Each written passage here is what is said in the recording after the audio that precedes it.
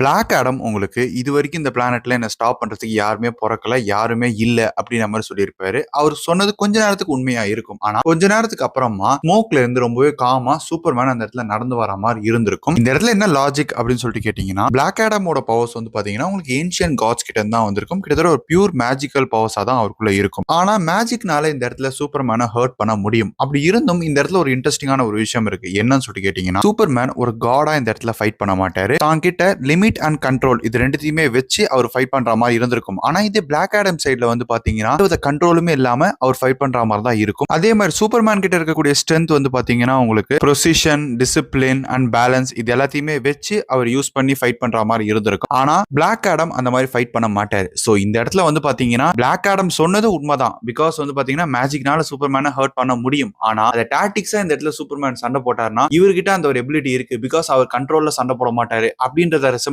பண்ற மாதிரி தான் இந்த ஒரு சீன் இருக்கு. இதை பத்தி நீங்க என்ன நினைக்கிறீங்கன்றத கமெண்ட் செக்ஷன் கமெண்ட் பண்ணுங்க.